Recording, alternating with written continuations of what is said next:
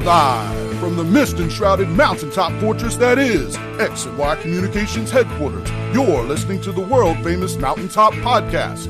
And now, here's your host, Scott McKay. Oh, how's it going, gentlemen? Welcome to yet another episode of the world-famous Mountaintop Podcast. My name is Scott McKay, at Scott McKay, on just about every platform out there, YouTube, Twitter, Truth Social, TikTok. You can also find me at Real Scott McKay on Instagram. If you have not visited the website lately, it is mountaintoppodcast.com. And gentlemen, our thriving Facebook group, as always, is the Mountaintop Summit on Facebook. Today, we're going to talk about something that I don't know if I would call it my favorite subject nowadays, but it sure is one that I end up talking about a lot, and that's the truth. And my returning guest, man, he's a world-class expert on this. He was already on the show talking about how to be more likable, mostly because his book, The Like Switch, was wildly popular and still is on Amazon. You guys loved him. You thought he was, well, let's put it this way, just spitting straight truth. So it would stand to reason, coincidentally, I don't know if it's even coincidental. I think he had this all planned all along. We'll get to that. But the newer book by my returning guest, Jack Schafer, is called The Truth Detector. And man, couldn't we just use a little truth nowadays? It's really hard to tell who's telling you the truth, whether it's someone you're talking to at the water cooler or the media writ large or politicians or world leaders or anybody else. It's just really frustrating. We're going to talk about all of that. Jack Schafer is the greatest guy I could think of to talk about this because, first of all, he is a truth detector. He worked for the FBI interrogating guys who they were trying to get the truth from. He's also nowadays an author, best-selling author, of course. He's got The Like Switch in quite a number of languages. And he is a professor and just generally all around a smart guy when it comes to these very topics. Jack, welcome back to the show, man. Good to be back. Yeah, man. You know, the first time you were on, these guys loved you. You have this unassuming manner, like you're just over yourself and not impressed by much in a good way, you know. A couple of the guys commented that you kind of reminded them in terms of how you carry yourself of Mike Ehrmantraut on Breaking Bad. And in true Mike Ehrmantraut fashion, when I mentioned that to you before we click record on this, you said, I don't know who that is. I don't watch Breaking Bad, which is about the most Mike Ehrmantraut answer possible. But anyway, it's a good thing. It's a lot of fun. And, you know, such a timely topic, isn't it? Are we less truthful to each other nowadays in the year 2023, Jack, than we used to be? Or is it just that there is more media, more opportunity to figure out that there are a bunch of people full of hot air out there? Well, actually, recently we are less truthful to people, and I think primarily through omission. We think things, and then we have to filter that through what I call woke-topiaism or woke-topia, and then in order not to offend anybody. So we're always hedging our bets so we don't offend anybody, because if you offend somebody nowadays, you're going to quickly get canceled. And I'll give you a quick example of this, because people know the truth, but they can't always state it. Because in my classes, a lot of times I will talk about the difference between men and women, and in woke-topia, all the men and women are the same, but my students understand that, yes, we have to speak one way, but we have to think another way. So they're living in two worlds. And in order to translate what they really think into some kind of vocalization, what they have to do is modify their language and almost skirt around the truth so they don't get canceled. Even though they know the truth, they can't talk about it. Yes, they know the truth, but they say we can't say the truth because we're liable to be labeled some ism and then get canceled. So we kind of live in this Orwellian world that, indeed, we were all warned about in Animal Farm in 1984, and certainly by other authors too, because it's kind of the end game of an entire mass psychological process of brainwashing us. We've had other guests on this show talk about it, but I have a feeling you'd have a unique take on how we all got here and how we let ourselves get here to where, you know, the lie is the truth and the truth doesn't matter anymore. What happened over the last several decades or a couple of generations, Jack? Well, we lost track of what's right and wrong, and there are no rules anymore. You do what's right in your own eyes, and if you don't like what's going on and you want your way, you just take out what I call a can of Insta-Win. And that's Insta-Win. Insta-Win, that's a spray can that you say you're a sexist, racist, homophobic, transphobic, or whatever phobic you want to be. Spray it on the argument, and then you instantly win. Well, you know what's really interesting about the simple fact that you brought that up is I was talking about that with someone in private conversation probably just a couple days ago, but I don't think it's ever been really covered on this show. So first of all, thank you for reminding me of that. And here's what it is. Anytime there's a debate or anytime someone wants to win an argument, you're calling it insta-win, which I love, and I'm probably going to steal that line. I'll credit it to you, but I love it. If they can invoke fear in you of winning your argument, like, in other words, it would be a Pyrrhic victory even if you were right because it's going to cost you too much. It's going to be too costly socially for you to win this argument. That's really a cheap way. I mean, it's a bargain basement way for someone to really shut you down, win the argument without really having to make a point at all. It's just cheap. And yet it's so easy. And the reason is you're not appealing to somebody's logic. You don't care about, wait for it, the truth. You just care about winning. So the heck with somebody's truth or whether it's not accurate. There's no real debate tactic necessary other than, well, if you believe that, you're just a horrible person. Meanwhile, the person who is running scared, they don't have the courage to stand up for their beliefs, perhaps because they don't even know who the hell they are and what they believe. That's another thing I'm sure you'll want to talk about is how we don't even have core belief systems anymore as humans because of what you mentioned before. We've lost our values. We've lost our core belief system in general, which is what I think you were getting at, but I want you to elaborate. People are just scared. They want to be liked, hence your other book, The Like Switch, right? They want to be liked. They want to be approved of. And then if there are people holding cameras up at the time they're asked to make their point or whatever, they look around at them and go, this could ruin my entire life for expressing this thought. Therefore, the lie becomes the de facto answer because people are scared, not because they're standing up for the truth. Am I onto something? Yeah, but you're right. And the other thing that they use is something called, I'm sure you've heard of this, my truth. So I always ask the person, well, if your truth does not comport with reality, then it's not true. It's false. But they come back and say, well, I believe it's to be true. I feel like it's true. Therefore, it is true, even though it doesn't comport with reality. So when anybody says my truth, I always get really suspect as to whether they're telling the truth or not. You know, during his campaign, we don't talk about politics on this show much, but during his campaign, the objective truth is Joe Biden made an apparent gaffe when he said, we believe in truth over facts. If you remember that one. I looked at my wife and said, that wasn't a gaffe. He meant exactly what he said. Am I right? Well, I don't know what he was thinking at the time, but certainly it makes sense. It does make sense in kind of a Yogi Berra-ish way. I mean, there's a difference between the truth and the facts when your truth can be whatever you want, quote unquote, your truth to be, right? Right. So this is really a psychological mind game, isn't it? It isn't about truth at all the way people are acting nowadays. It's about a power grab and, well, you know, you said insta-win. It's kind of sort of this quest to be right, isn't it? Yeah, and it's difficult to argue with people who have their own truth, and it's difficult to argue with people that want to be victims, and it's difficult to argue with people who have the atomic bomb of insta-win. So you just said something that really piqued my interest. It's hard to argue with people who are victims. Now, I have heard many times before that you can't argue with people who are being unreasonable because they don't want to listen to reason. They're going to stay unreasonable. They're going to stay the way they are. Of course, Will Rogers once famously said, never argue with an idiot because he'll drag you down to his level and beat you with experience. Is that kind of what you're talking about here? Or is there a special kind of danger associated with attempting to reason or debate with someone who's a victim? Yeah, that essentially is it, because how are you going to argue with a victim? I'm a victim of whatever ism there is, and you're right.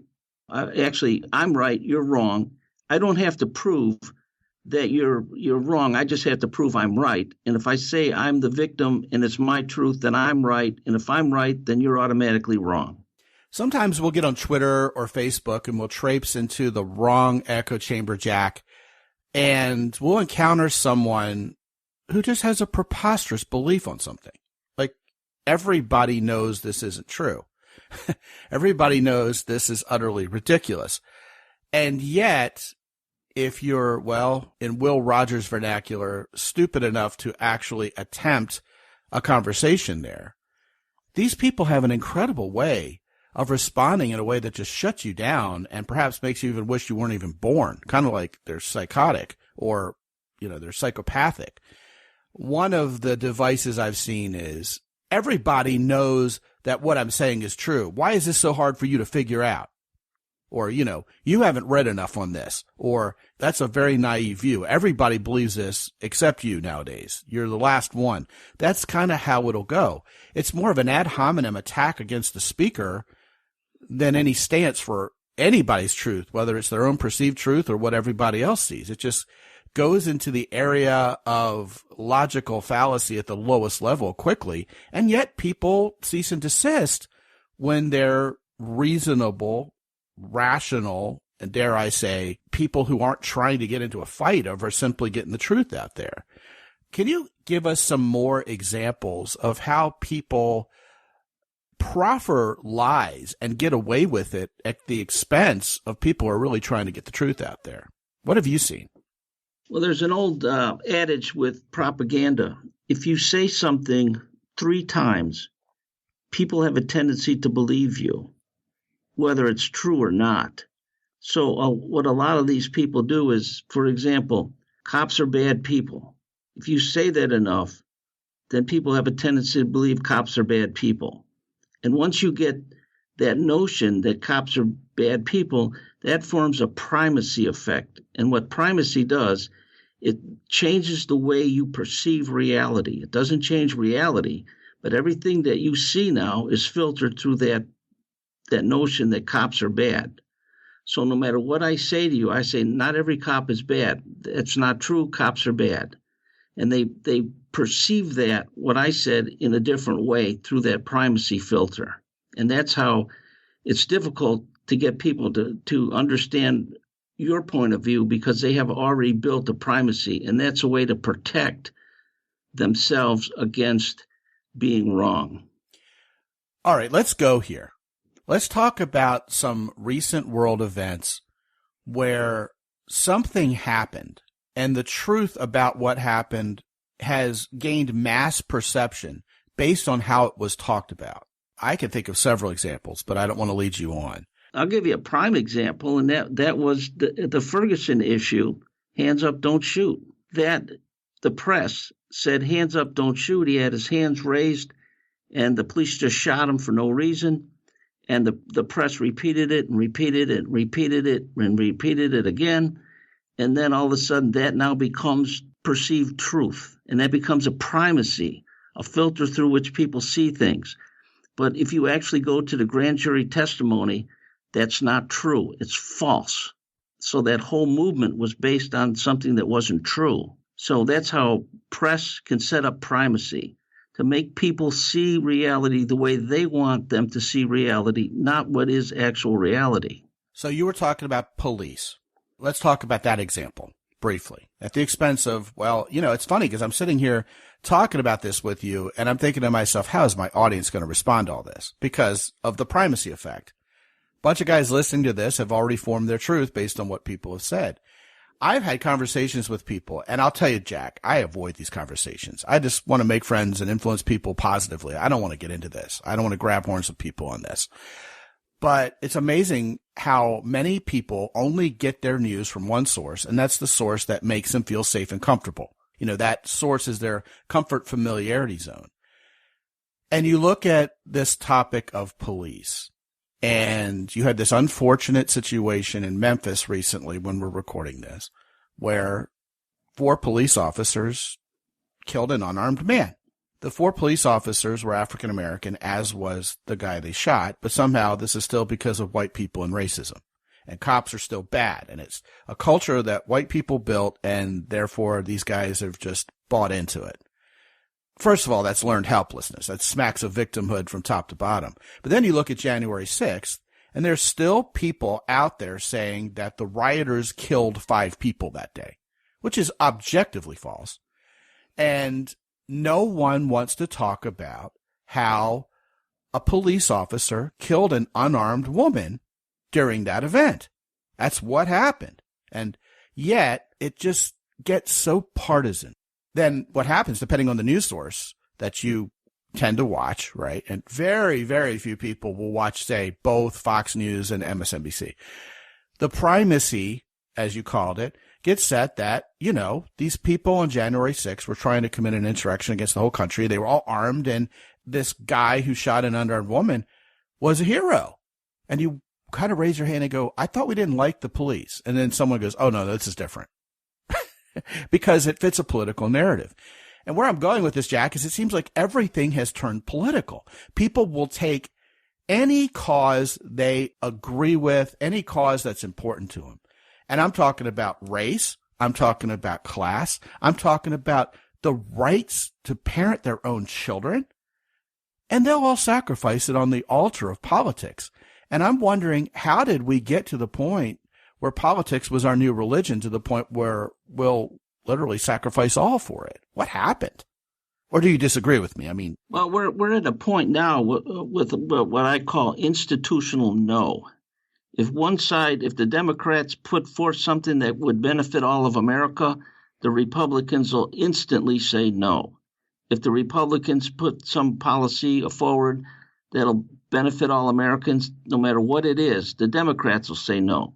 And once we have ourselves locked into these institutional no positions, it's difficult now for a Democrat to say, I agree with a Republican and that policy he recommended is good for the whole country. Now, that Democrat who stepped out of the group is now considered a pariah. He's a traitor, and he doesn't belong with the Democrats anymore. So that keeps everybody in line on both sides, institutional no. And the only victims now are going to be Americans who aren't getting anything done to help with the crime and all the other social issues we have. Well, there are great examples there. A guy like Mitt Romney was the Republican presidential candidate less than half a generation ago. And he's now a pariah to Republicans because he's a little more moderate. You look at Joe Manchin, who was widely blamed for disrupting the entire Democratic agenda not so long ago on multiple fronts, but he is really more of a Democrat than a Republican. People are like, well, why don't you just become a Republican? Which, by the way, is basically what Kyrsten Sinema from Arizona ended up doing.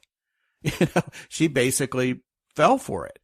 But just because someone is an independent thinker and, oh my gosh, God forbid, tries to represent the interest of his actual constituents, as Joe Manchin does, certainly when he talks about coal and things that are going on in West Virginia, where he's from, he's just crucified for it. And it really is a mess. And yet, even though people see this, they see through it. Kevin McCarthy needs however many votes to become House Speaker. People see that, hey, that's probably not a bad thing. Because it means that, we were really hashing out what we really believe around here. Does he fit it? Does he not? Meanwhile, the Democrats are like, ha, ha, ha, you all don't subscribe to a common platform of Republican groupthink, therefore you people are all stupid. When the reality, the truth, as it were, is that was actually, I think a good sign for our government. But people are just told what to believe and we follow like sheep. What happened to critical thinking, Jack? Well, I think it started back in grade school with a bunch of students, and they don't teach critical thinking. They can't think through things, but they certainly know how to get along with somebody, and they know all the rules and policies of Woketopia and how to get along with people and not offend people, but they don't know how to critically think themselves. And so they rely on the government or a political organization to show them what to do. And if they don't do that, then they're going to be outcasts. People don't want to be outcasts, so they just follow along. And it's easier not to critically think, because when you critically think in today's world, you're going to suffer from a lot of anxiety. People don't want anxiety. So in order to avoid anxiety, you just think what the group thinks, and then you don't have anxiety. I'm going to ask the most dangerous question I've probably asked on this show in a couple of years, and you're the guy to ask it to. Should we just stop thinking critically, Jack? Is it not worth it? Should we just fall in line? No, absolutely not. We have to critically think, because then we're going to be led in directions that people don't realize the road they're going down.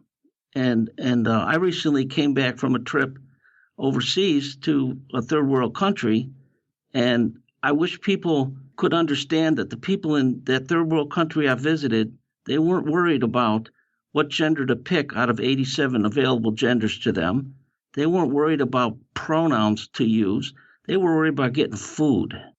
So they don't suffer from all these problems. And I think what we're doing is we have too much time on our hands, and we have no problems in America. We find problems in America just to give us something to do. And then we try to fix America by destroying it and rebuilding it. And that sounds like a lot like communism. First of all, I have to ask you where you went. Argentina. Now, Argentina is relatively developed compared to some other countries in the world. And yet that perception was still right there for the taking when you visited Argentina. I love Argentina, by the way. Yeah, absolutely. They're a strong leftist country. Yeah. And there's two classes, the rich and the very poor. Yeah, for sure. So what we need to do is, the best way to get to the truth is let everybody argue and then come to some kind of agreement. And the other thing I talk about is safe spaces. The big thing in universities now is we have to have safe spaces for our students. But if you think about it, a safe space by the university standard is not really safe. Because if you say anything that doesn't comport with woketopia views, then you get sanctioned. That's not safe. It's only safe if you don't say anything. So the real safe environment, like I tell my students in my classroom, it's a safe environment because you can say whatever you want without fear of repercussions or retributions or anything. You say what you want, you just defend it. And that's a safe space because you can say what you want without fear of being canceled. So safe spaces in woketopia are not safe spaces. They're just muzzles to put on people. Yeah, agreed. You know, most of the people listening to this particular episode are in developed countries. And I think a lot of us, when we really do put our thinking caps on, we realize, we're looking for ways to complain. It seems like the most blessed people in the world are the ones who complain the most. So when people want to start a fight, when people are bored, like you said, when people have solved a lot of their problems, they go and invent new ones. Indeed, we talked about on the show how when there's a cause and it's a legitimate cause and they end up, largely achieving what they were fighting to achieve, everybody's got to still stay on the payroll. So we've got to come up with new and interesting ways to complain about that who we've always complained about. The key example there, of course, is hardcore feminism. Now that women are pretty much the majority in higher institutions of learning, they're largely getting paid as much as men are. And even some feminists are saying that's because women don't negotiate as hard as men up front to get paid as much. When it's really hard to say women are being, pushed down and not able to vote or whatever, you got to invent new and interesting and creative ways why men are keeping women down. And meanwhile, in the woketopia universe, as you're calling it, we as men are playing Mr. Nice Guy and saying, we don't want to offend the women because we don't want to be called toxic, et cetera, et cetera. All that's been played on this show before. And yet, like you said so astutely, if you're in a country where, you're getting shot at, or you don't have any clean water, or you don't know where your next meal is coming from, ain't nobody got time for that. You've got real issues to deal with.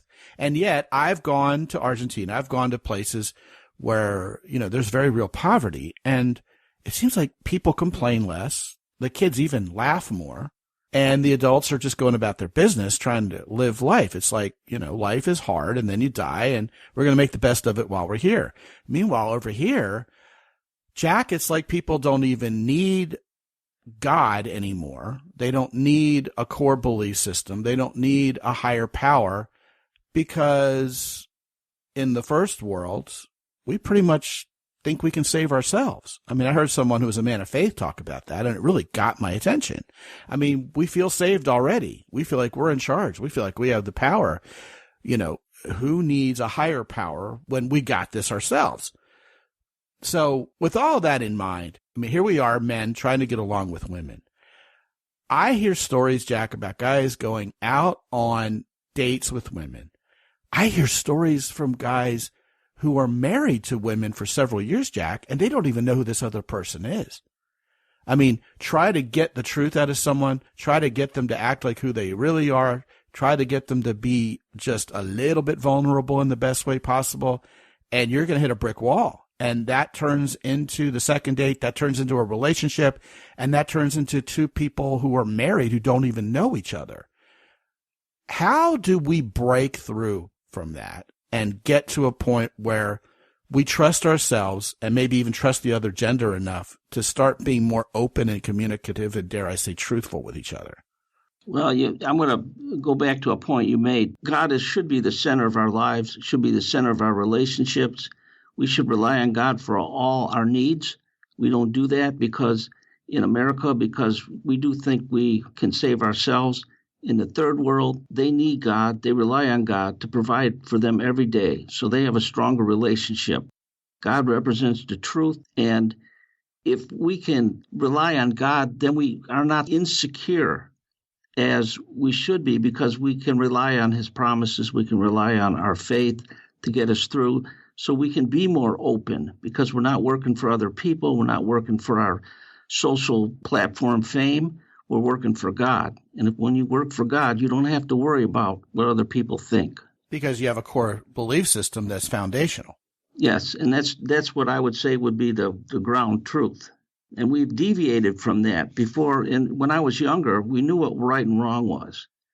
In today's world, young people don't know what's right or what's wrong, because everything is right in their own eyes. Or if they're told it's right. Yeah, and if anybody disagrees, then they're the pariahs. Right. So here we have a man and a woman who are meeting each other. What are some practical steps we as men can do to lead so that, well, to kind of go along with the title of your book, Jack, we can detect the truth. We can be truth detectors. Because I guess the reason I'm asking that is it's a well-established plan of action around here that men lead. Our job is to make women feel safe and secure in our presence. That's what masculinity does, and that's what turns on women. So it seems to me, Jack, that it's up to us to lead with truth, lead with that vulnerability in the best way possible, and see what happens. Yet I think a lot of guys are trying to fake their way through dates, trying to fake their way into a woman's pants. Certainly, that's what the PUA movement was largely about back in the day. What's the antidote to that? What's the solution? What do we do? Give us some practical steps. Well, for us, number one, the reason we don't want to expose ourselves is because we feel vulnerable for some reason. In the bad way. In the bad way. So, and it takes a while to learn this and a little experience, because once you expose yourself and say, hey, I have this flaw, this vulnerability, and then you find out that, geez, nothing happened. The sun came up in the east, it's set in the west, my parents still love me, my friends still love me, everybody loves me, and I still may have this flaw and nobody cares. And I got the second date. Yes. Right. Well, then the other thing you have to do is be empathetic towards the other person. And you can use, I have, how to construct an empathic statement.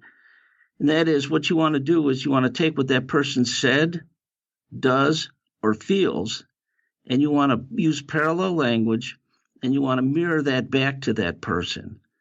And so it accomplishes several things. Empathic statements build rapport very quickly. It encourages conversation from people. And it also gives shy people a way to continue a conversation, because the focus is always going to be on the person you're with, not you. Because most people think the world revolves around them. And if one person can tell the other person, no, I think the world revolves around you, that other person is going to be flattered. They're going to feel good about themselves because the person recognized that they have value. And the golden rule of friendship is if I can make the other person feel good about themselves, they're going to like me. So our goal is not to talk about us, but to talk about the other person. And the way you construct an empathic statement is basically you start out with "so you," and then feel this way, or "so you're tired," "so you like this," and you just add what that person said and feed it back to them. And that gives them that sense that, yeah, that person actually thinks and is concerned about my well-being. Which makes them like you. Yes. You flip that like switch. Yeah. And what you got to do is just, it's not about you, it's about the other person. And if you get that other person to like you, then coincidentally, guess what? They want to do things for you voluntarily. They want to help you. And when you're in a close relationship, what the goal of that relationship is for one person to protect the other person in public, certainly. So if my wife knows, and she knows all my flaws and vulnerabilities, but what she does is she protects me in public. She says, no, we're going to protect this because it's ours. And then I see all the vulnerabilities and flaws in her, and I protect her. So together we form like a mutual protection society of two. So we protect each other's vulnerabilities, if that makes sense. Yeah, it makes sense. A lot of times around here, we talk about men protecting women, being the providers and protectors. And I think that has a lot to do with the whole hedge of protection around the family, around what's physically ours. We're bigger, stronger, we're better with firearms, whatever that means, so that the woman feels literally safe. But I love what you just mentioned about, first of all, the law of reciprocation, which is when we do nice things for normal people who aren't broken and psychopathic, they'll tend to want to be nice back to us. I also love what you said about how when you make other people feel good, they like you, because to me, that's the definition of being a cool guy, is making other people feel cool. And it's very elusive for a lot of douchey guys. They just don't ever get it. They're knuckleheads. So when your wife is protecting you, it's not like she's standing up and beating up a bunch of thugs on your behalf. You can handle yourself there. She's handling your reputation. She's standing by her man. She's refreshing your batteries when you need it. When you're exhausted, she'll step up. She's not going to embarrass you in public. She's not going to publicly insult you. She's not going to try to saw your balls off and emasculate you for fun. That's what women do to make us feel safe and comfortable. And we as men know that, Jack. I mean, all these women who date a guy for 2 years and when are you going to put a ring on my finger? And they pressure him. The reason why he doesn't want to marry her is because he doesn't trust her. She does things like publicly embarrass him or flirt with the waiter. And he's thinking like, well, yeah, I think there's something more out there that feels better in a relationship setting than what I've got going on here. But, because he's getting laid, he doesn't actively go pursue it. So it's kind of like a dog chasing its tail. But indeed, Jack, guys go out on their dates and they brag about their new BMW and their fishing boat. Although if it's a fishing boat, they're probably bragging about their new Duramax pickup truck too, right? I am in Texas, by the way. And then they spend the next half hour telling the woman she's wrong about everything and making her feel stupid. And then they wonder why they don't get second dates. Well, this isn't making people like you. This isn't making people want to tell you the truth. This isn't making people want to be vulnerable, because vulnerability is about truth, isn't it? Let's get down to the brass tacks here, right? And people are just going to clam up when they don't like you and when they don't feel safe and comfortable around you. So I think that's great advice. How about in the workplace with our bosses and our social circles? How can we be the ones who risk enough to think critically? And how can we, change our world one person at a time? I mean, is it going to work? Yeah, I think it will, because here's what people typically do. They're working for a boss. They see something that's wrong, and then they'll confront the boss and say, hey, you need to do this, you need to do that, you're wrong, you're this, you're that. When you say that, I have a better way. You're actually telling your boss what you've been doing for the last, 5, 10 years is wrong. You are no good as a person. You get defensive. You have bad judgment. So a better way to approach people is to say, boss, I'd like your advice on something. And so what happens when you say that, your boss says, of course you want my advice because I'm the boss. And you're raising that person's esteem up. So then you provide, I'd like your advice. We're doing it this way.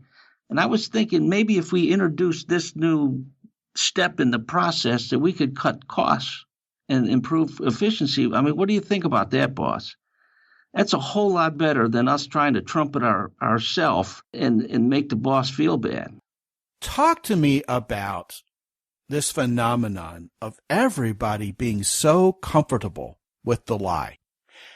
For example, I mean, to the point where one of the political sides in our country talks about the big lie being committed by the other side.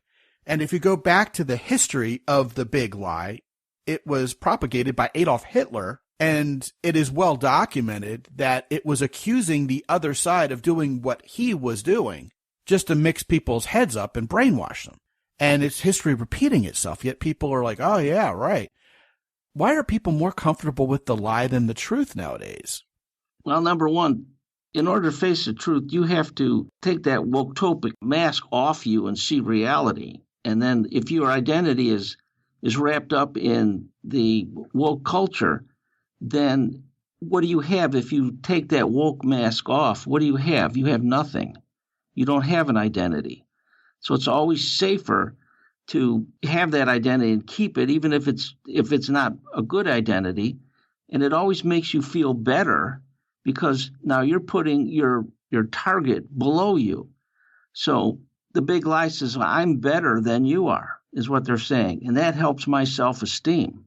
And it helps confirm what I think is true. It's called confirmation bias. Sure. So that's what we're looking at there. People don't want to say they're wrong. They don't want to say what I've been thinking all these years is wrong and I should readjust my thinking. It's better to say, I agree with the lie, because then I don't have to face that anxiety of looking at the truth. And it makes me feel good to begin with because I'm better than you. Yeah, that's fascinating because, see, that community, that feeling of being part of something bigger supersedes the truth. Yes. Because I get ostracized. I get shunned if I stand up and say, hey, wait a minute, the emperor has no clothes. Now, see, here's what I think happened. I think probably as far back as the 60s, people started sowing the seeds of this, and they got the naive people on board, people who believe anything, kind of the cult builders. Hey, I'll give you this. You know, kind of like I'm remembering a scene from Slumdog Millionaire where the guy's manipulating children in India to joining his little cartel of kids that go out and make money for him, begging all day. And he lures them in with a Coca-Cola. You know what I mean? Yeah. Or the Sandinista government got into power. You know, I learned this when I visited Nicaragua because Daniel Ortega promised everybody $30 if they'd vote for him. $30. I mean, talk about history repeating itself. Joe Biden gets into office because he promises people $1,500. You know what I mean? Yep. I mean, it's just people are, wow. I mean, it's just the nature of human psychology is we are so easily manipulated, and we actually like it sometimes. So you get all the naive people on board. When you have enough naive people on board and you gain some momentum with this lie that you would like to perpetuate and change society with, then all the scared people start falling in line because they don't want to be ostracized. They don't want to be kicked out of the group. They want to be part of the cool kids. They don't want to be canceled, you know. And when that gets enough momentum, you realize, hey, this is great. I got a huge, massive percentage of the population, as it turns out, who were either naive or scared. So you've got, I don't know, 5% of the people left who are bold enough to be independent, critical thinkers. And they stand up and go, hey, wait a minute. You know what? The emperor has no clothes here indeed. And meanwhile, the other 95% can shout them down just because of sheer force of numbers, the size of the population, us versus them, and go, well, they're weirdos. They're creepy people. They're just wrong. They're stupid. They're the guy standing on the corner in the park holding up a picket sign by himself saying the end of the world is near. So we could just ignore them at best or vilify them at worst. And then the lie became the truth because the frog got boiled, basically. You know what I mean? Yep, that's a good description for general way that people have gone from 0 to 60. Yeah, it was like not in 3.4 seconds like a Tesla. It was more like 34.5 years we went from 0 to 60. Yeah. Yep. Like I say, you just don't get up to 60. You have to go through the long, tedious process of getting there. Yeah, yeah. It's really weird when you look back in retrospect because, of course, what people say is, oh, yeah, 40 years ago, people were really not evolved. We were all Neanderthals back then. We didn't have any real truth. The real truth is what we're talking about now. And, man, it really, really works.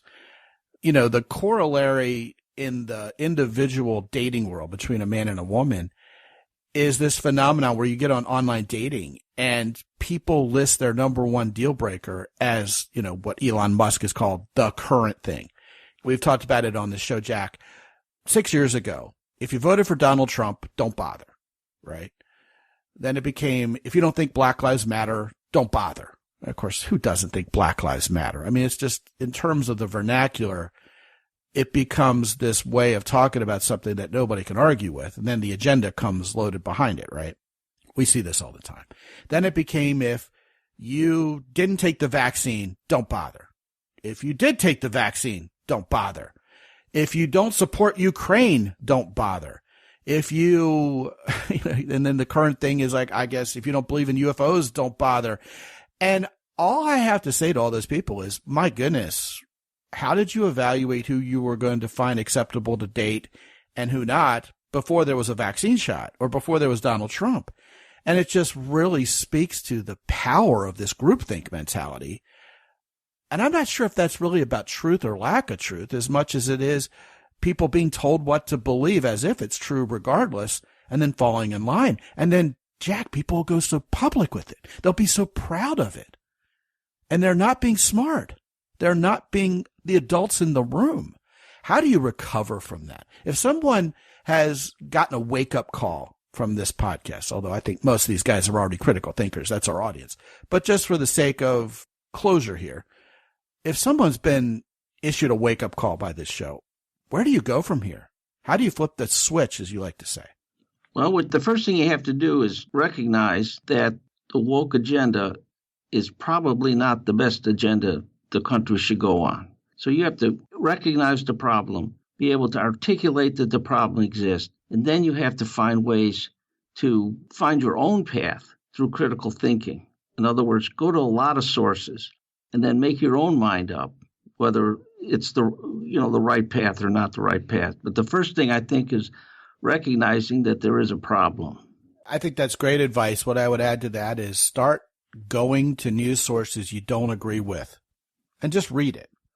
And read it without a jaundiced eye if you possibly can. I know that's impossible to fully embrace psychologically, but give it a shot. And then also the next time you go to a news source you do agree with, try to find something you don't agree with. Try to look for the biases and the logical fallacies, even that the side you agree with is propagating. That is a huge eye-opener. The next thing is to really actively listen. Try to understand what people are telling you. You know, what did Stephen Covey say back in the day, right? In 7 Habits of Highly Effective People, seek first to understand before you seek to be understood. Man, if more people would do that, we would all be so much smarter. And then, you know, here's the kicker. As a man, be honest with yourself first. Stop lying to yourself. I mean, that just sounds huge to me. What do you really believe? I mean, get down to your religious belief. Just because you were raised a certain way, does that mean you really believe it? Are you going along with something simply because it's either politically expedient or because you're trying to impress someone or be part of a crowd because you think they're cool? If you can stand up for what you really believe, then 2 things are going to happen. First of all, your self-esteem is going to improve because you're going to know who the hell you are and you're going to like yourself, right? Second of all, and I think this is the mic drop, Jack, you're going to love the women you start attracting because you're going to get along with them so much better. When you're an independent thinker, when you think critically, when you're honest, you're going to find women who are the critical thinkers and who are honest with themselves and are freely and openly like you and willing and able to get along with you too. That's what I think. And I hope and trust that this podcast episode has been meaningful to a lot of the guys who listen. And Jack, man, as always, you're just a genius on all this stuff. And thank you so much for joining us again today. All right. You're welcome. Yeah. And I want to point these guys to your new book called The Truth Detector. an ex-FBI agent's guide to getting people to reveal the truth. And when you go to mountaintoppodcast.com/truth, you'll find that book. And Jack, what are some of the key chapters in that book that maybe we didn't have time to get to today? Well, I think there's 16 techniques you can use that predispose people to tell you the truth without them knowing that they're revealing sensitive information. And those are the chapters you should pay particular attention to. It's a psychological formula that predisposes people to talk to you in a truthful manner. Oh, that's amazing. Can you give us one example? Because, I mean, that seemed like that came out of left field. Yeah, there's a psychological principle that people have a need to correct others. And it's an overwhelming, powerful need to correct others.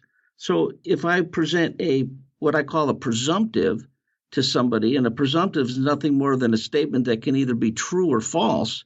So if I say I think you said you were from Nevada, right? And I would answer, no, actually, I'm from Texas. So what did I do? I threw out a presumptive, and you corrected it. I mean, although this is negotiated here, but you corrected it. And most people have that need to correct. So if you want to know something about somebody, you just say, so you must have a lot of debt. And they're either going to say, no, I don't have any debt because I pay off my bills, and they'll give you a long explanation. Or they'll say, yes, I do have a lot of debt, and they'll give you an explanation. And those explanations tell you a lot about that person, and they don't realize what they're giving you. That's fantastic. That's really smart. One of the things that came to mind when you said that is, if you suspect that your lover is cheating, simply drop on the table, you know what, I think you're cheating. And then they'll respond, I am not cheating. Go ahead and change the subject. Say, all right, well, let's just continue cooking dinner again. And if they are cheating, they'll be happy to change the subject because the pressure's off. But if they're not cheating, they're going to go, no, hold on a second here. Where did you come up with that? That came out of nowhere. I want to know why you think I'm cheating, and we can get down to the bottom of it. And it just seems to me like that's really a good way to psychologically assess where the other person is. Well, there is a better way. There's a better way, and it's called the third person perspective. If I want to find out if you're cheating on me, if I ask you a direct question, are you cheating on me? You're going to go to social norms. Social norms says, no, of course I'm not cheating on you. But that's not really what people are thinking in their heart, only what society tells them the proper answer is. What you want to do is say, a friend of mine from work, his wife, he caught cheating on him. And what's your take on that? And so now if you're talking about a third party, they talk about what's in their hearts. So they'll say, well, maybe they're having problems. Maybe that she doesn't get along with him. Maybe this. What you want to hear is cheating is wrong under all circumstances. That's like you ask your kid, do you smoke marijuana? Of course he's going to say no. But you want to say, hey, a friend of mine from work found out that his kid got caught smoking marijuana at school. What you want to hear is smoking marijuana is bad. What you don't want to hear is he shouldn't have brought it to school. He shouldn't be, it's only marijuana, Dad. And those are all indicators that the kid's probably smoking marijuana. But he doesn't realize what he's giving you, that information. So in other words, I'm going to use the only word I know how to use here, which is confront your wife with this idea that your buddy caught his wife cheating. What she's going to say, if she's likely to be a cheater, is something to the effect of, for example, well, maybe he wasn't giving her enough attention. Or maybe this guy seduced her to the point where she just was human and weak and these things happen. Then she would be a cheater. The likelihood is, you can't say for sure 100%, but there's a strong likelihood that she is open to cheating if she hasn't cheated already. That's fascinating. And see, these are the kind of objective tactics that someone who worked for the FBI would know by heart. So, man, yeah, guys, go get yourself a copy of this book, The Truth Detector. It's on Amazon, of course. In fact, not only can you go to mountaintoppodcast.com/truth and grab a copy, I will put it and the like switch both back at the top of my Amazon influencer queue, which is really just a douchey way of saying it's a dedicated Amazon storefront for the Mountaintop Podcast. You can find all the books from every guest we've ever had on who's an author and has a book on Amazon up there. And my custom is to put the most recent guest books up there at the top. And right now, if you're listening to this, within a week or so of when this show came out, which most of you will, you'll find Jack Schafer's books, The Like Switch and The Truth Detector up there at the top. Jack Schafer, man, great conversation. We could talk about this for hours. It's such a deep topic. But yeah, you're really the man. And once again, thanks for coming on. You're welcome. Yeah. And gentlemen, please also be sure to visit mountaintoppodcast.com, visit our sponsors, Jocko Willink's company, Origin in Maine, Keyport, and Hero Soap. All three of those sponsors have products that'll make you feel more like a man. You can use the coupon code MOUNTAIN10 to get 10% off at checkout with each of our three longtime sponsors. Gentlemen, if you haven't checked out our master classes for men, we do one every month. Every topic is one that's in high demand, and we cover it fully, leaving nothing on the table.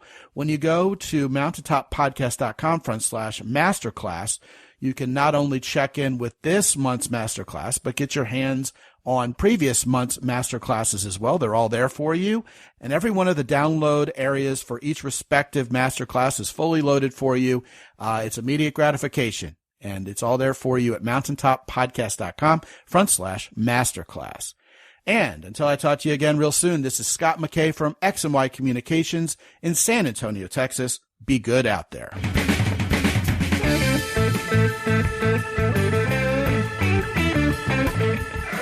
The Mountaintop Podcast is produced by X&Y Communications. All rights reserved worldwide. Be sure to visit www.mountaintoppodcast.com for show notes. And while you're there, sign up for the free X&Y Communications newsletter for men.